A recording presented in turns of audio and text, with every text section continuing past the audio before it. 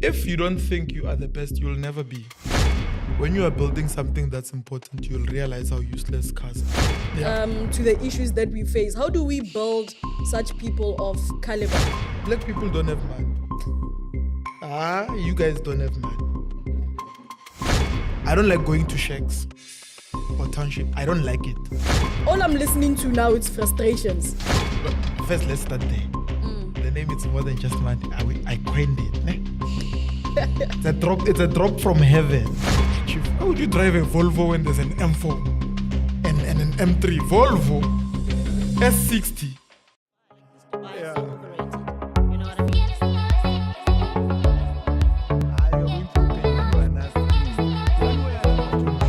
One out of 100. Excess is some kind of fundamental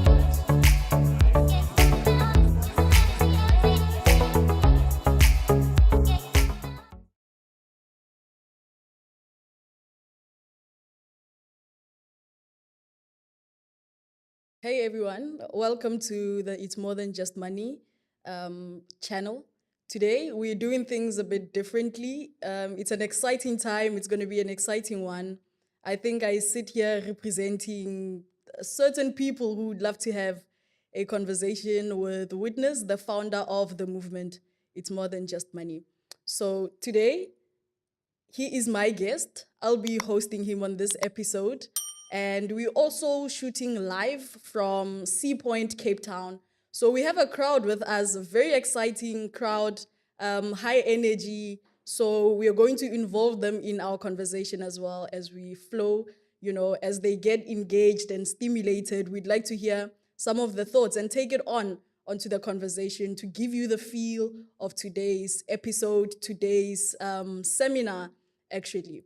So welcome, Witness, to this episode. I feel welcome. Thank you for welcoming me.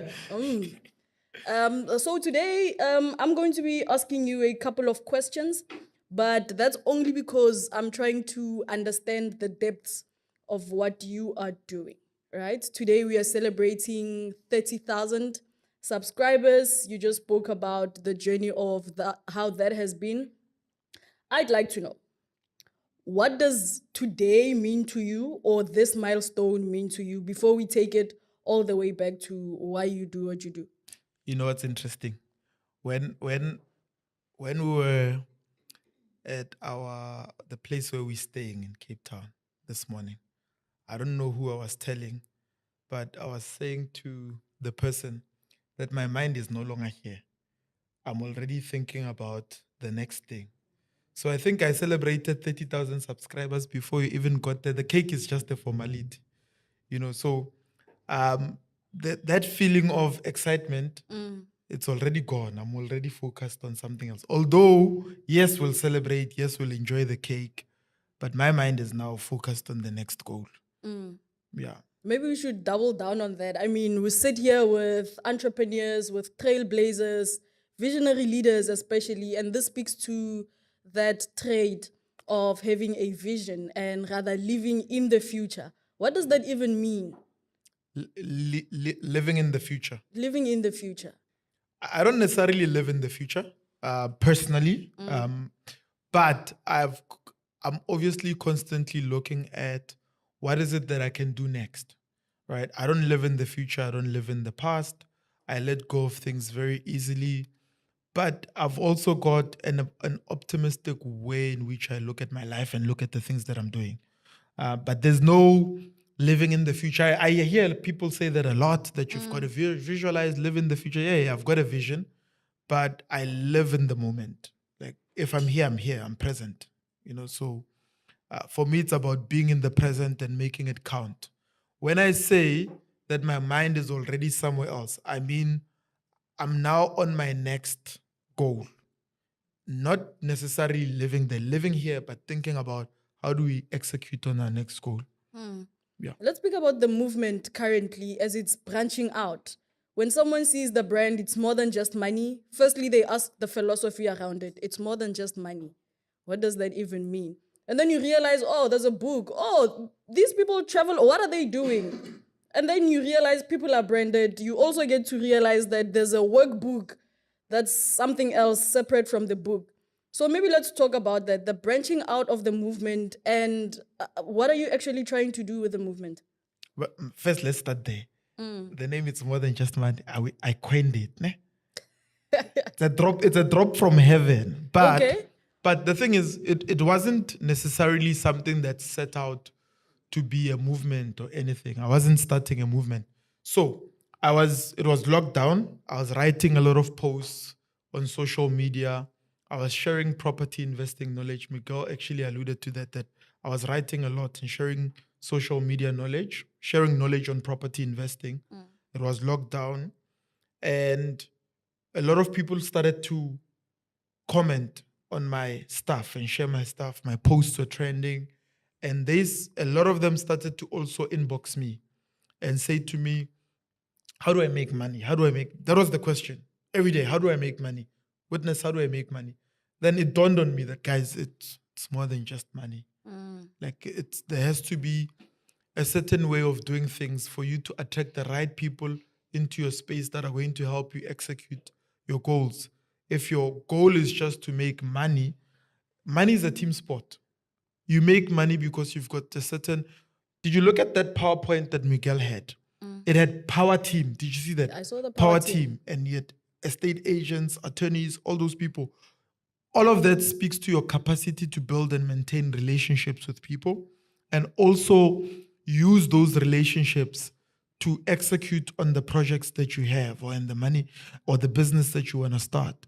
So that's why it started. And I wanted to write a book that speaks to that, but also teach people how to invest in property, right? There are 3 cornerstones of wealth creation, which I talk about in the book. It's business, property, shares, cornerstones of wealth creation. All of them, they are cornerstones because they've been tested by centuries. Now, one can say crypto is making a lot of millionaires, but it's not a cornerstone of wealth creation because it's not been tested by hundreds of years of being around. Now, business, whether you work in it or you run it, has been around even before Jesus was born. Business has been around. Abraham was a businessman. He was in livestock. The Bible says he was rich. Look at, the Bible says Jesus was born in a manger. Did you know that? Or you don't read the Bible? So it says he was born in a manger, right? But it gives a reason why he was born there. It says because the inn where he was supposed to be born was what? Was full. He wasn't born in a manger because he was poor. He was born in a manger because there was no accommodation. Yeah. Somebody's Airbnb was full that night. And he chased away the Messiah. You understand? So that's in the Bible. That's what the Bible says. When you read it, it's both practical and spiritual, but I look at the practical side. Then it talks about that guy that was beaten, and the Good Samaritan came and bandaged his wound. It says he took him to an inn and paid for 3 months. Right? So in that story, someone is being beaten, someone is clothing him or taking care of him, but someone has an Airbnb there. 2,000 years ago in the time of Jesus, that guy was making money. We don't know his name. We don't know if he's black or white, but we know he made money that night. And Jesus is the one that tells the story. He doesn't condemn the guy. He doesn't say the guy is greedy for not allowing the other guy to stay for free. He condemns the Pharisee who looked at the guy past him. He condemns the priest who looked at the guy and passed him. He commends the Good Samaritan, but he says nothing about that guy. But that guy is making money. You know, in the whole story, the significance, how I read that Bible, when Jesus is talking there, I say, Lord, I hear you. This guy was making money. Message received. Message received. Right? And then thirdly, you look at shares. Even when you read any ancient book, if the king wanted spears to be made, right? And the person that makes the spears couldn't afford to fund it with his own gold, he would go and borrow or partner with other people that invest in his project so that he can produce the spears. That's shares. It's shares. It's been around. When the companies on the JSE get on the JSE to raise money, they're borrowing from the public. They're raising money from investors. public investors, so that they can execute the duties of the business, which is to make and create profit, ultimate profit for the shareholder. Primarily those that are working in the business and those that are investing publicly through the stock exchange. So it was written for people to understand why it's important to center everything that you do when it comes to money around the cornerstones of wealth creation, doing business, investing in property, and extending your investments into shares. However, how actually the YouTube channel, for instance, was started. My ex-wife and I used to mentor some young guys in church, right? And there was this boy I used to mentor. I used to pay for his camps, basically anything he needed, I'd pay for. Then that guy comes to me in 2021 and he says to me, I've actually started a YouTube channel in your name. Like, YouTube channel? What for, Manju? And he's like, no. I know you speak well, so I want you to have a YouTube channel. I had no idea what to do with a YouTube channel. I'm like, this guy must just leave me alone. But he was persistent. Every week he came to my house and made me shoot some videos. If you go on the channel, old videos are there. He would make me shoot some videos and talk. And I did that for him. When the channel reached 1,000 subscribers, it happened within a week or two. He gave me the logging details and said, I've repaid you for the mentorship. What you do with the channel is up to you. Okay, I had the login, but I did 1 or 2 interviews because I wasn't interested in being a YouTuber, right? At the time, I wasn't interested in being a YouTuber. I'm not a YouTuber. Then another friend of ours, a friend of mine, I had been on I had volunteered at a radio station and I was interviewing business people at the radio station. Saw me interview some people, said to me, you are very good at interviewing people. You should have a podcast. I'm like, not this conversation again. I'm a podcast one, man. I've got properties to build. I've got business to run. I don't have time for podcasts. Then the guy's like, okay, it's fine. I'll bring your first guest. And he brought the guest and he brought the equipment. In fact, we shot that podcast at the guest's office. One of the guys that I hear was actually given to me by the guy and said, go shoot this podcast with Witness. The guy also brought a technical team. So I went in, I shot the first podcast, then shot the second one. But there's something about me, man. I don't like doing things and not winning. So I thought, if I'm going to do this thing with my time, why the hell would I be doing it just for the sake of doing it? Yeah. I want it to be one of the best in the country. If you search the best business YouTube channel in the country, by the way, we're number 1 by numbers. There's no other. Who is it? Who is it? Is there anyone that you know? Who? Oh, I'm not hearing any names. So before we speak about the power of the platform and the book Yeah. itself, you're speaking about these events happening as if they were accidental and there was no intention. But you had intention with the book. Even that was influenced Okay. probably by Facebook. The book people. is quite interesting. In 2016, I wanted to write a book, right? I had quit my job 2 years before, and I had gone into construction. Then I ran my construction business, and I started investing in property actively. I thought, let me write a book. But then I was sitting alone and hang on. I'm like, nobody knows you. What are you going to say in the book? You don't have experience. You just started. What are you writing a book for? And I didn't even have a proper title. And that book, I remember I saw the notebook at home the other day. It was called Faith, Family, Finance. I'm like, who's gonna buy a book like that? Then I'm like, leave this book writing thing, go build properties. But I still had the desire. So in 2020, when we had the COVID, the previous year, 2019, I had wrote on my goals, I'll write a book within the next 10 years. So the goal was to write the book in 2029. Didn't know the name, didn't know the title.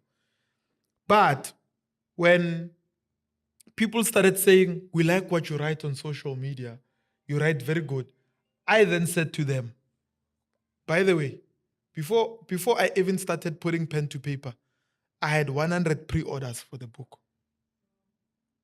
Paid pre-orders. 100. Now, that sounds like it's little, but imagine you have 100 people in this room giving you money for something that doesn't exist. Yeah.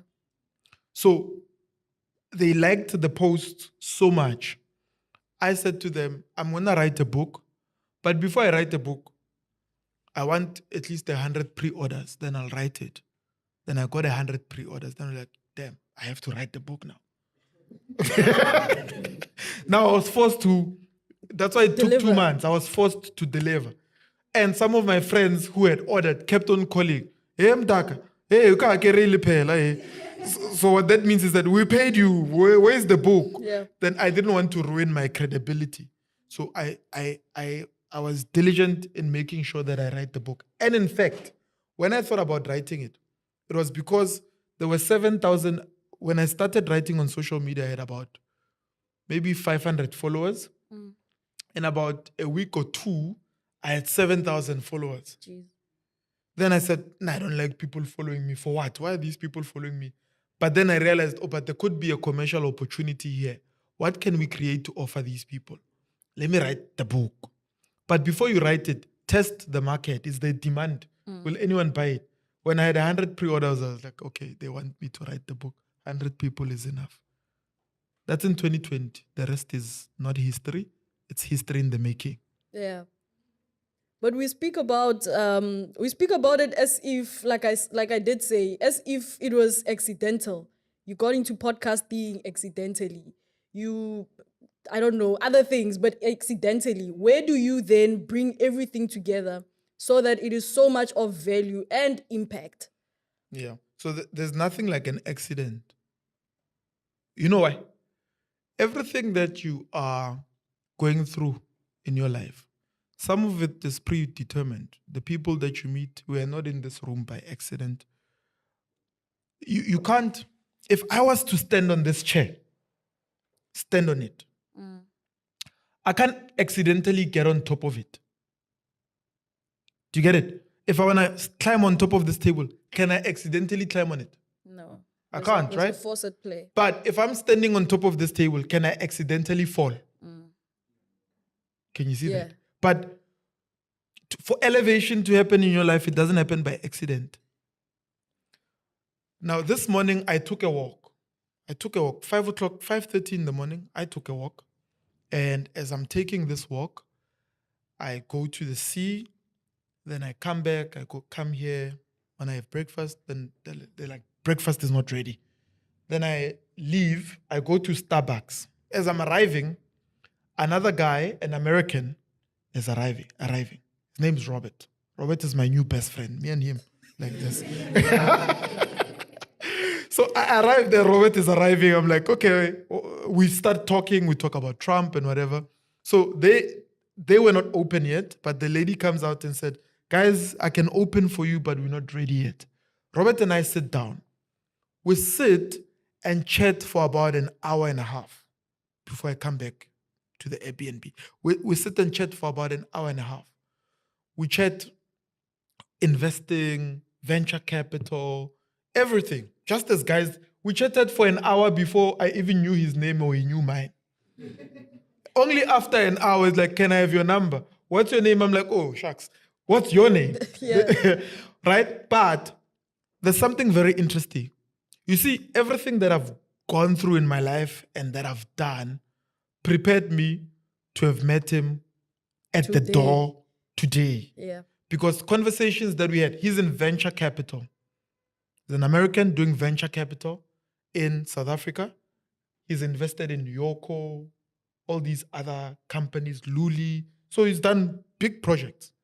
Now, I'm from the township, man. Even at primary school, I learned English in Setswana. Do you understand that? They say, Uncle, malume. Do you understand? So, and then in high school, then I did some private school, and then I did a private university. But my primary school education, a boy like that needed to have been prepared by life to meet a guy like that and talk venture capital. And he understands exactly what venture capital is. And we talk about, he was more now invested in our movement. He's like, okay, what kind of entrepreneurs do you have in the movement? It's incredible what you're doing. It aligns with what we are doing. Now we're talking, how do we collaborate? Do you understand? You can't talk about things like that if life has not prepared you, or if you didn't become intentional in preparing yourself. A lot of the people that are in the rooms here are professionals, business people, or aspiring business people. Now, they're not here by mistake, or we didn't attract them by mistake. There's a level of preparation, knowingly or unknowingly, that we put into place for us to be able to attract these kinds of people. I cooked there. Yeah. And as I'm having you today as one of the trailblazers that we usually have on the movement, what do you say to the character of builders in this nation? People who actually leave a footprint in how the economy functions. You know, I mean, you are in the business of property. Driving down, I don't know, maybe Joburg, you can pinpoint at certain buildings and be like, I know who built that. I know which company built that. I know the founder of that company. It's so interesting that we have people of such value who come and sit and share their stories. I want you to tell You me must put it right. Say, who come and sit with you? who come and sit on the channel to have a conversation and document their stories. I want us to speak about the importance of building, the importance of being a builder and dedicating yourself. Because you literally listen to the story in one lifetime of about 30 years. Someone will build something of such national impact. Like that guy who built the 70 billion rand book. Who does that? Who does that? You Yeah. know, the invention, I mean, the incredible minds, the solutions finding to the issues that we face. How do we build such people of caliber? You see, here's the thing. And because I've sat with these people, I can answer you. A lot of them didn't set out to build these things. A lot of them knew they were going to build something great, but they just wanted to enjoy the journey of the building. When I summarize it, because when you look at their individual journeys in terms of the property portfolios they've built, the businesses they've built, different kinds of businesses they've been involved in, it was more about what sort of impact can I add? What sort of problem can I solve? You know, I interviewed a guy who back in the day was one of the founders of 702 and invented talk radio, brought talk radio into South Africa. A guy like that literally was just being a problem solver. If you listen to what the story is like. Now, it sounds accidental, but it simply says a problem was presented to him and he had to have a comeback and a solution for that specific problem. Now, for instance, it's more than just money. Personally, it pains me when I see black people suffering. I don't know about other people, but personally, I don't know why God put that burden in my heart. I don't like going to shacks or township. I don't like it. Now, I might have been from the township, but I hate it. Why do I hate it? Because when I see that, I ask myself, are black people God's stepchildren or what? How come? Yeah, but it's the truth. It's a good question. I would ask him if I was to meet him. How come other people can enjoy heaven on earth? Now, some of the people I interview, I've been to some of their houses. It is heaven on earth. Right? And then your preacher is going to say, when you die, you're going to go to heaven and you'll walk on the streets of gold. You've never held gold in your life, Precious. How are you going to know which one is real, which one is not? So, you live in poverty and somebody is saying you live in wealth when you get to heaven. Wealth must come now. What does your Bible say? Let your will be done on earth as it is where? So if the gold is in heaven, it must be where? How do we read this Bible? And now when you start to apply your thinking, because this now informs how you think, right? It's what the world is saying you must enjoy. Is that really it? Never. Like your whole There's so much existence, more. you must live in a shack and you must be excited to wear Gucci. Really? It can't be. That you call that success? You bought a Gucci and you bought an M4. Somebody owns the company where you bought that Gucci to come brag to us.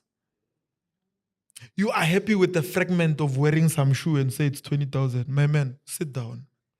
Poverty has damaged you. And we now start defining success according to material things that we have no control over, industries that we don't even own. So for me, it's now to bridge the gap. I could have seen there are people who live here on earth as it is in heaven. Yeah. I must bridge the gap with those who haven't experienced that real one yet.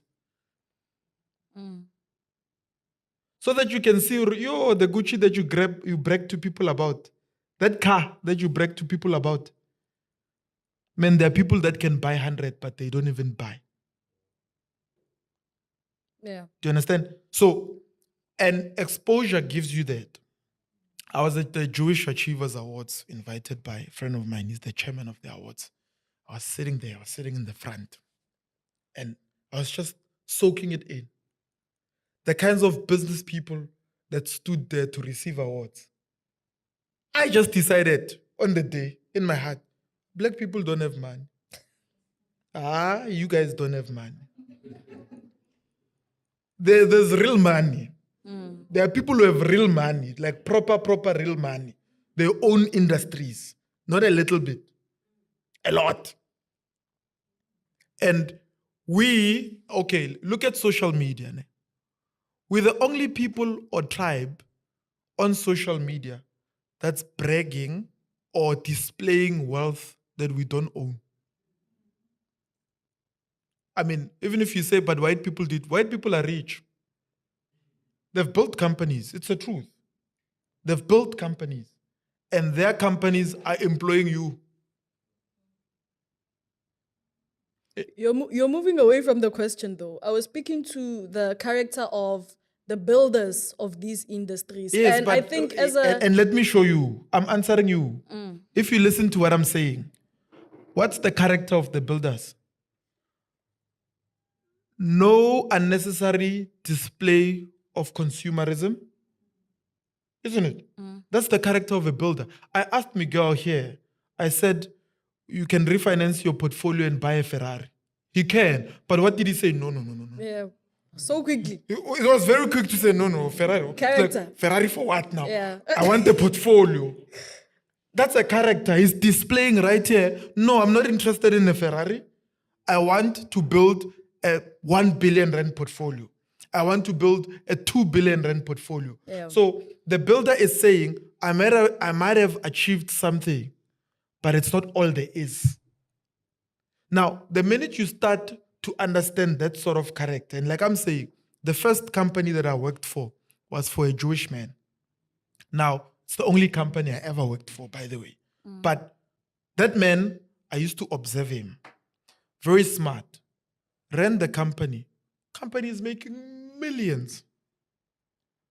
He drove that Volvo, I don't know, he probably still has it. I know he's correct. That Volvo that he drove for many years. And I was driving with him to a client. The client was Telkom. Now, it was his client. He wanted me to be the campaign manager, which I eventually was on the client, right?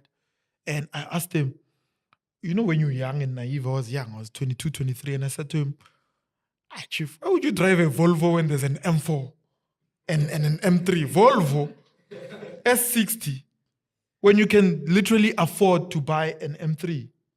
And he said to me, when you are building something that's important, you'll realize how useless cars are.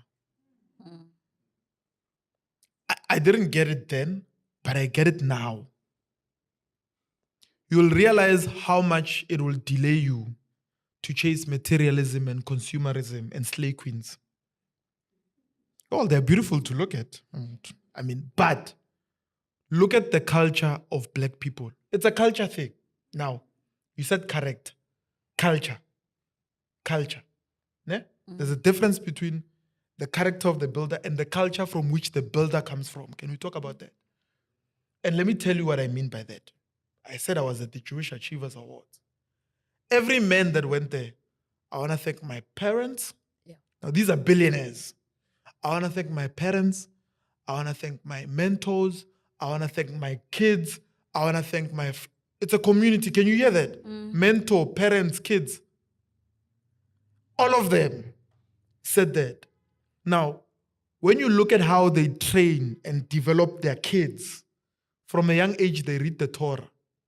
What is that? They value education and literacy. You read the Torah so you can understand your culture. Now, we say we are Christian. Have you ever read the Bible from cover to cover? Well, I know you're not Christian, but yeah, she's not. Are you afraid of saying you're not Christian? I agree you said you're not Christian. I'm not. You're not Christian, so you've never read the Bible from cover to cover. Well, I'm a Christian. At least I've got 2 years Bible school. I've got a diploma in ministry. I don't look like I have it, but I have it. You sound like that. You sound like a pastor. Yeah, no, I don't sound like a pastor. It comes out. I sound intelligent, but I don't sound like a pastor. But the point I'm making is, right, and we are bantering. Some of these things I'm saying are jokes, but there's a deeper meaning in there. These guys study the Torah from an early age, so the kids are more inclined to understand the words when they read them. And it builds a sense of community and culture in them. Then there's a culture of entrepreneurship. Now, one of the men that won awards that night, I'll mention his name, Michael Lewis, right? I'm like, who's Michael Lewis now? And they play his video. His father is the founder of Lewis Stores. Do you know that store, that furniture store? His father is the founder of that. Then his father bought Foschini. Then this guy, he's getting an award for being the person who's built the TFG group, Truett's Foschini group, with over 35 brands and more than 50,000 people employed. Have you ever seen that guy on Instagram with a Bentley? You didn't even know he existed. Even I didn't even know he existed. But imagine the kind of businesses that this man has built over the years. And we have a little bit of 100 million yana. We won't sleep with Precious.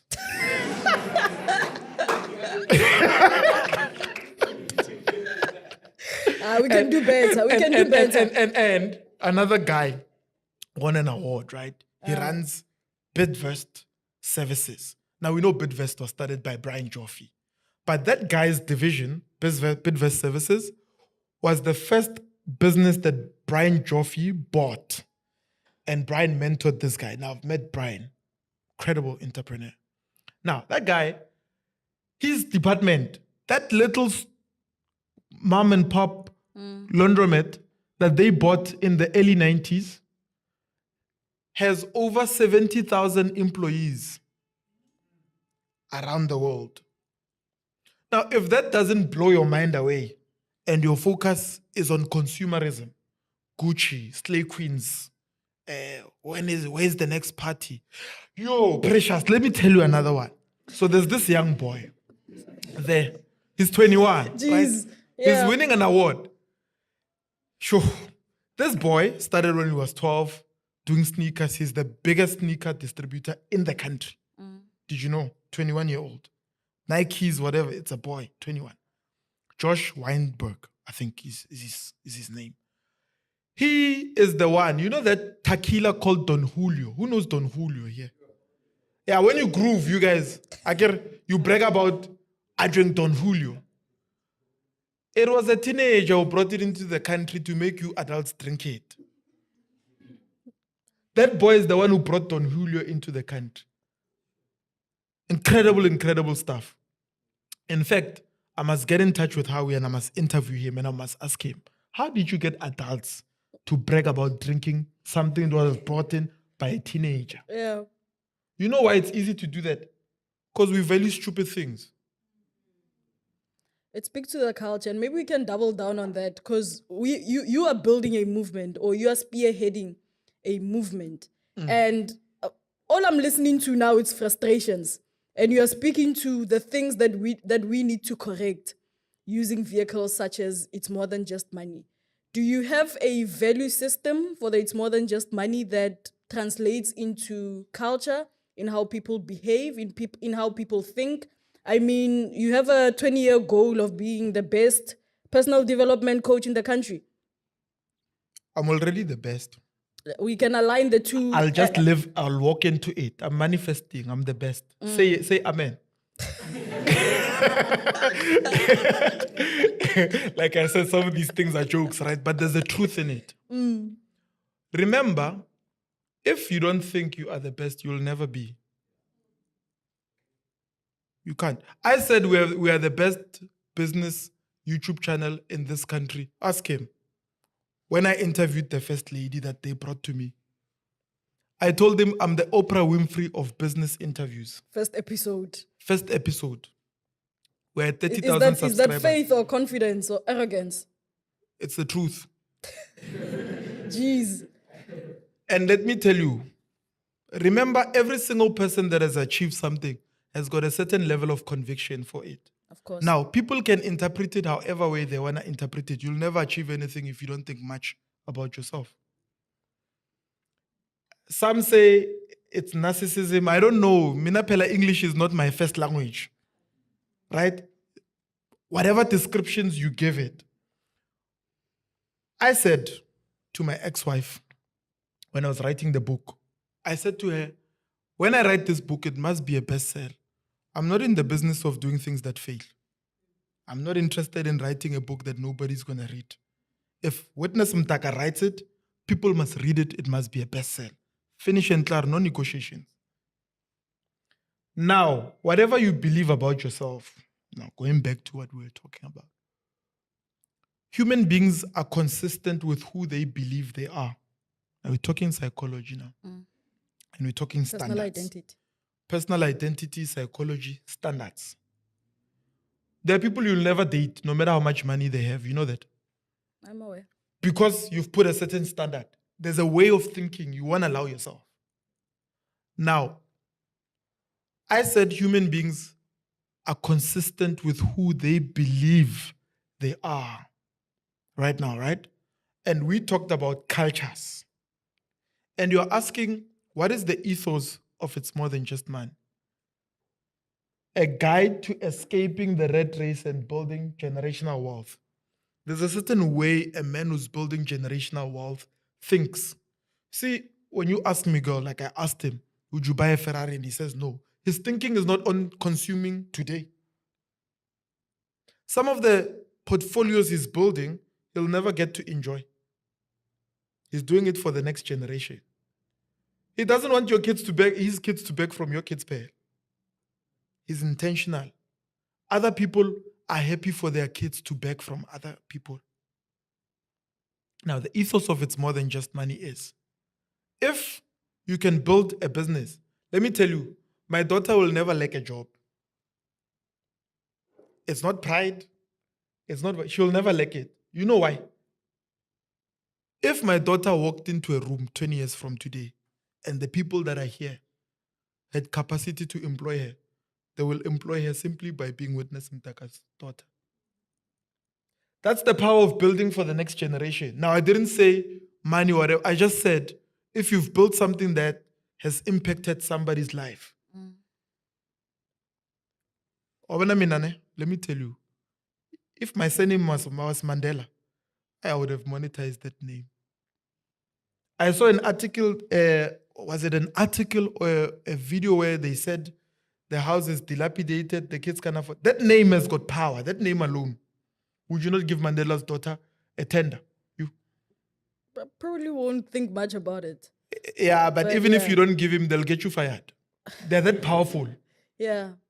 That name carries so much weight, but there are people who have that name that are not using it, and I'm not judging them. I'm saying if they were to give it to me, I would PR the hell out of that name. My statue would be next to the Queen there in England. Because life is a PR game. And you can never talk much about what you've achieved.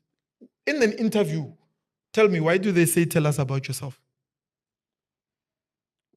They want to hear the narrative of your story. Okay, what if you get there and say, I'm humble, I haven't done much? That's fine. That's how you want to be perceived, but it does nothing. Are you going to get the job? No, of course not. I'm humble. I don't like talking about myself. Isn't it? Because people say, why do you talk about yourself? How will you know what I do if I don't talk about myself? How will you know what I'm capable of achieving if I'm not talking about myself? How are you going to know I can write the book in 2 months? You have to say it. I have to, and I did. It's a fact. And it's a best-selling book. It's a fact. And it's changing people's lives. They're buying properties. They're getting... It's a fact. You can call me a motivational speaker. You can call me... The results disagree with you. It's a fact. Now, a lot of people don't want to do that for themselves. And I know humility must come in. I don't know. Now I'm not humble. And I'm not interested in being a good man. I'm interested in being kind. I'm not nice, but I'm kind. Because a lot of us are trapped in niceness and goodness. And that in and of itself is arrogant. Who told you you're good? You're good. How do you know? Because the reason why some people will end up impressing even the people that they're not supposed to be impressing at the cost of their children is the fact that they want to be perceived as good people. You want to be perceived as a person, you're pleasing everybody. Yeah. Because you want to be called a good person. So, Subshap, you are the narcissist if that's the case. Because why can't you just be yourself and authentic? I mean, there are things, if you ask me, I can't give you, man. Simple as that. Why? I've got my own dreams. I've got my own vision. I've got a kid that I must pave the way for. Now, you said there's frustration in my voice. I did tell you it pains me when I see black people poor. Yeah. It does. I don't know why, but it does.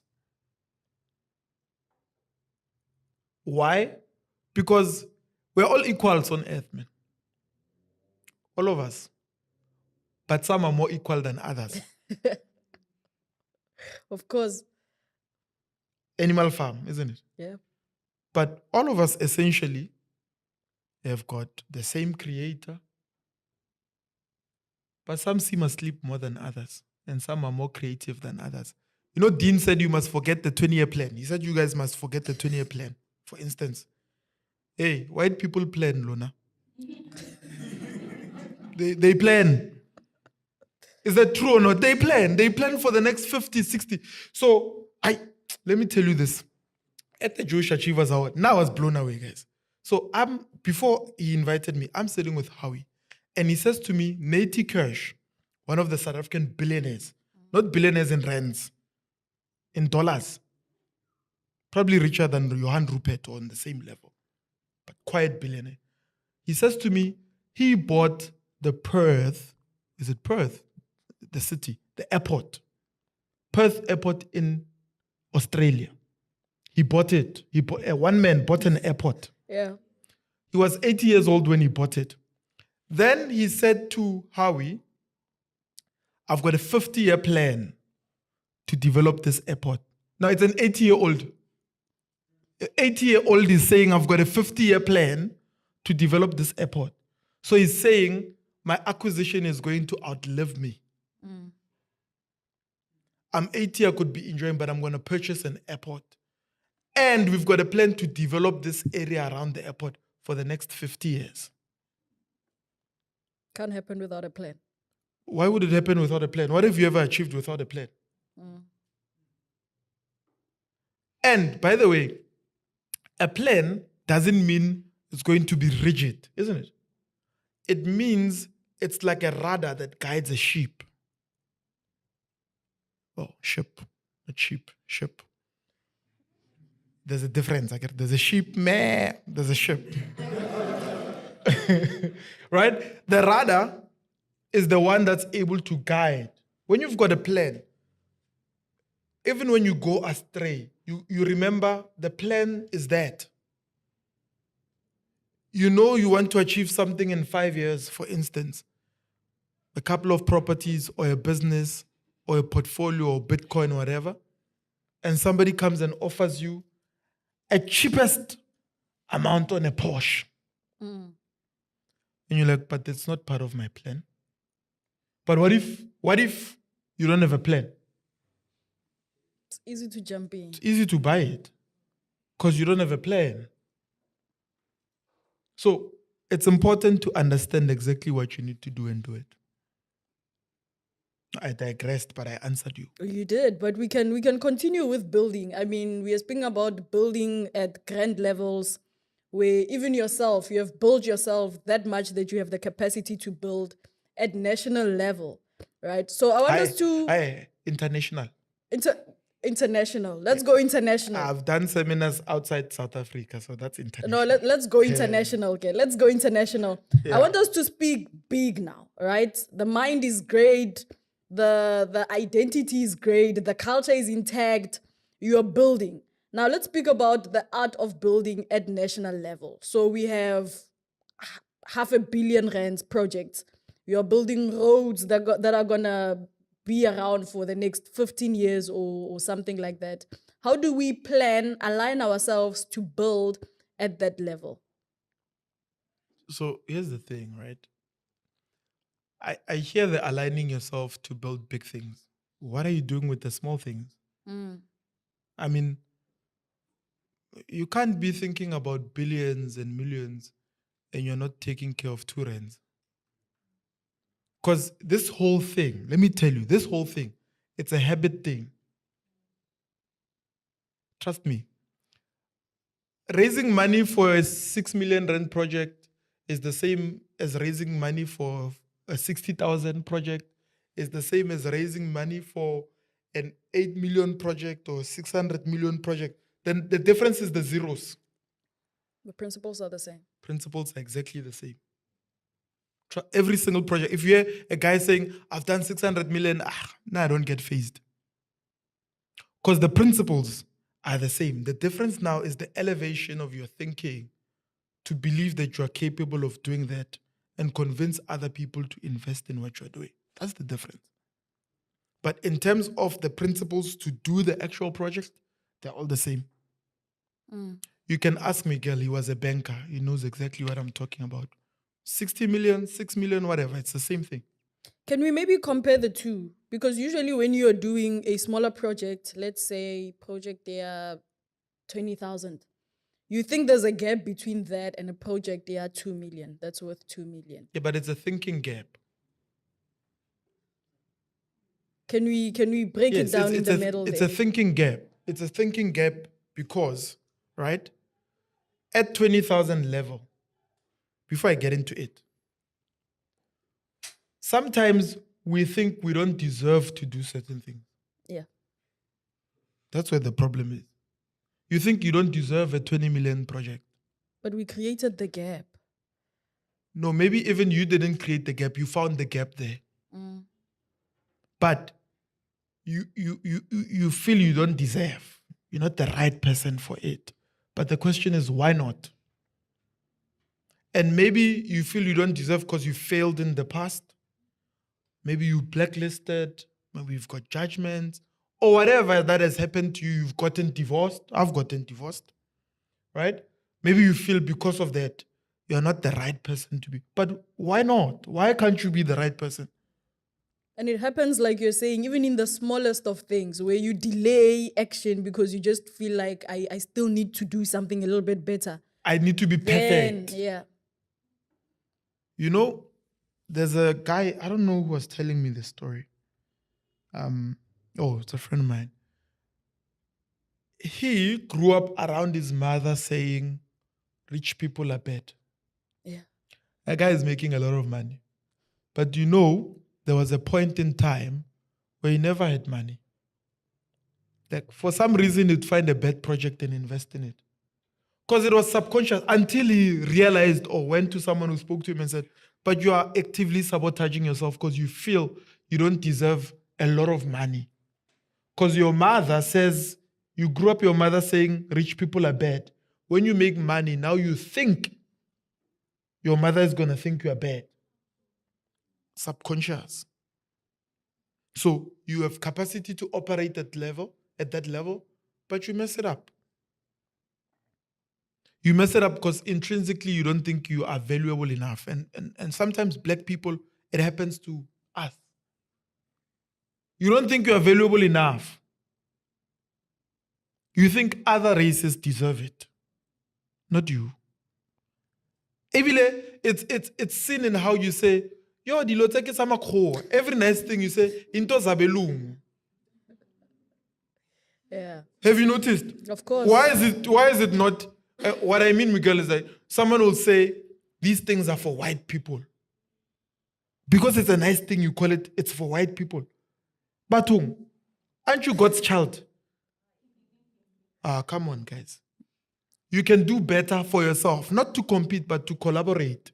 Now, most of my friends, if you've seen in my channel, you know one guy in Botswana is a billionaire, friend of mine, billionaire in Pula, right? His property portfolio is about 1.2 billion Pula. I couldn't believe it as well. 1.2 billion Pula. He said to me, where do you get all these white people you interview on your podcast? And I said, what do you mean, where do I get them? In South Africa, we have a lot of white people. I don't know. White people don't just go on any podcast. And I said to him, it's about the meeting of ideas and the value that can be created for other people in our country. They are more interested in that than they are in me. It's about the bigger goal. What are you doing for society? And in your doing for society, how much of it do you believe that you are the right person to do it? And I don't care who anyone says I'm the right person. Of course.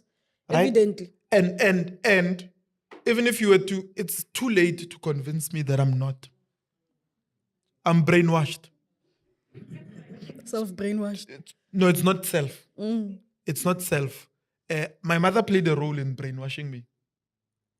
Good brainwashing. You know, my mother once held my hand. Ne? Let me hold your hand. Hey, don't hold like that. Hold properly.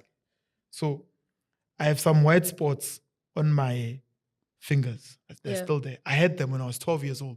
I was coming from rural Klapgat to stay with my mother in Tembisa. I had been raised by my great-grandmother.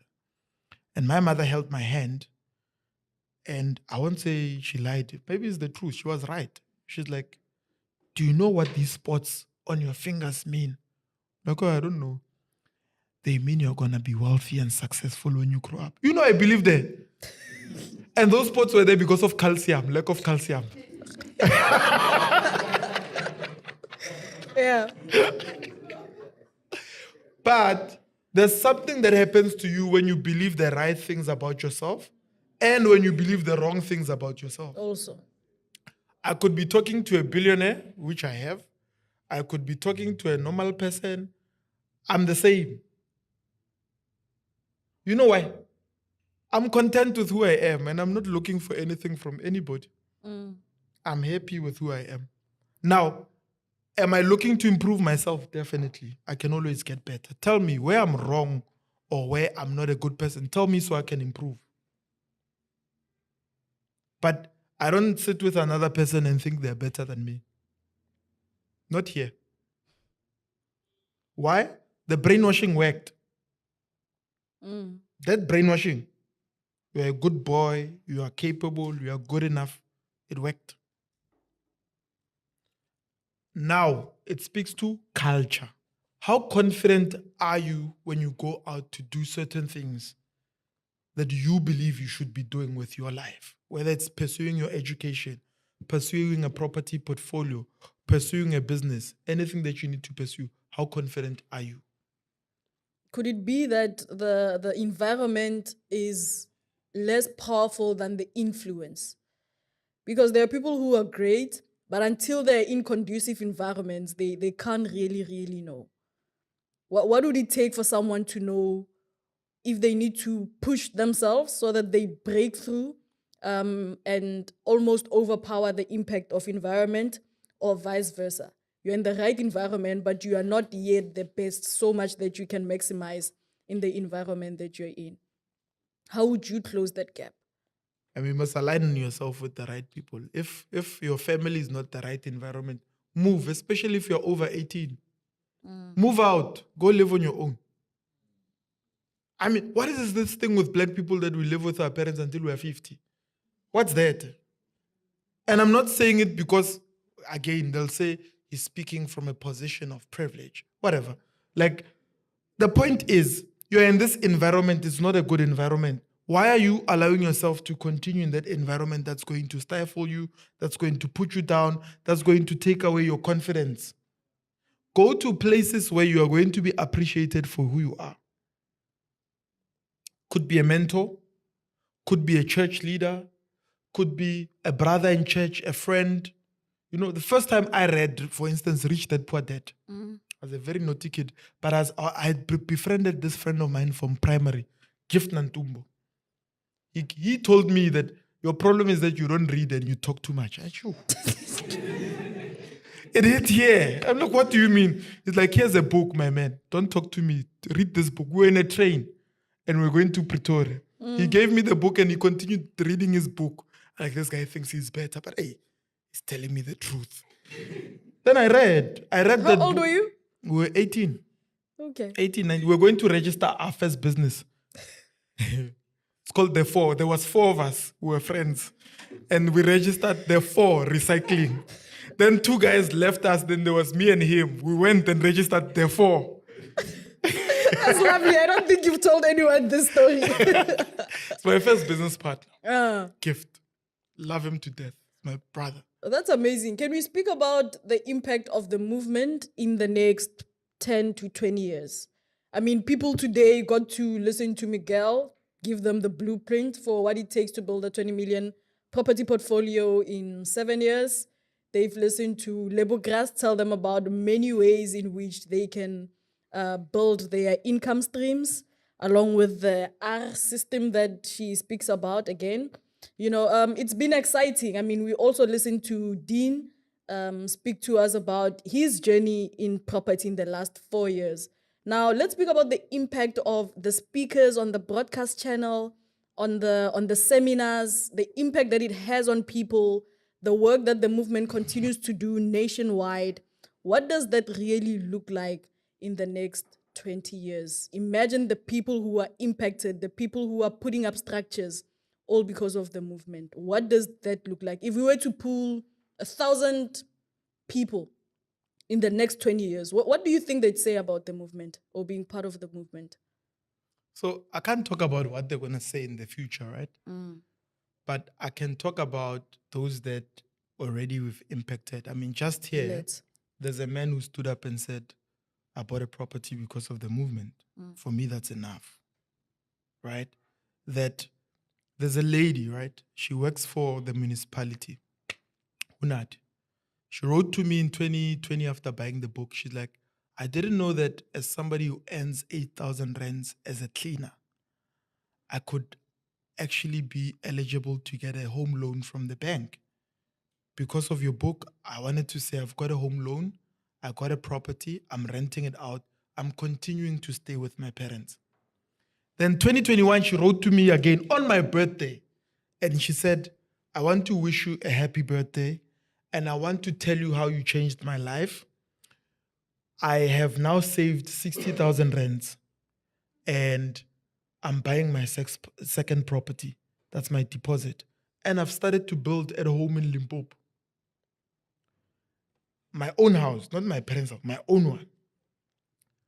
Then she came to we had a pop-up store at Mall of Africa early in the year. She came dressed, Yeah, to kill. to the T, and she wore black to compliment me. Then she comes, I would witness. Like, yeah, you look great. What's going on? And then she told me that where she works, she's the loan shark. She's the loan shark. She borrows people money and they pay her an interest. And she told me how she's also started a salon. For me, that's one person that's going to provide for her kids, Imagine. afford for her kids to go to university. That's my joy. Now, one guy can say, let's say you said to me, even if I didn't have property, ne?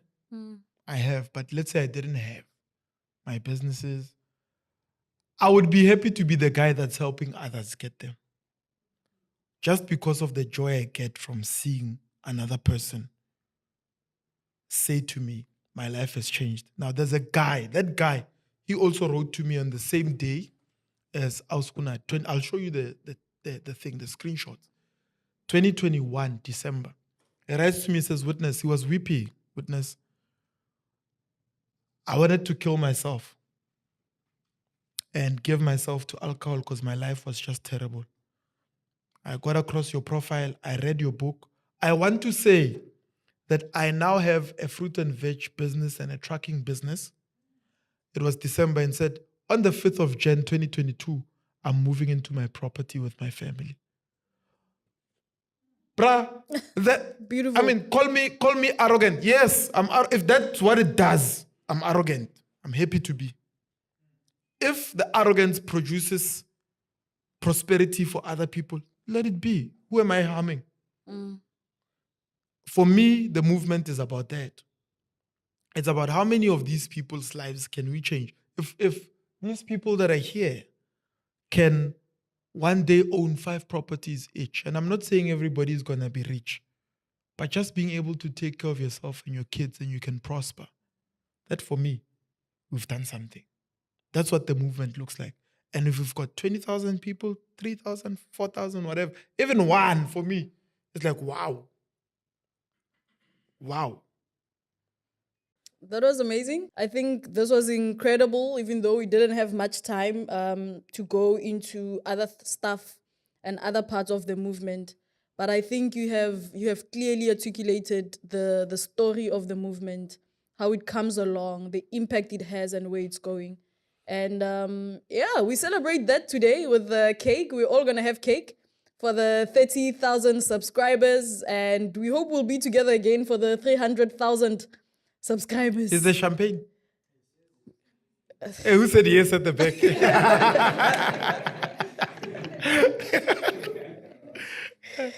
All right. Yeah, so it was amazing. It was amazing. Thank you to everybody who's watching, who continues to watch the podcast. We are always grateful to bring amazing conversations, and we hope it's actually building your life, your mind, your character, your family, your wealth, your future, and everything else around you. It's been amazing. This is from us, It's More Than Just Money movement, shooting live in Cape Town, Sea Point. It's been amazing. See you on the next one.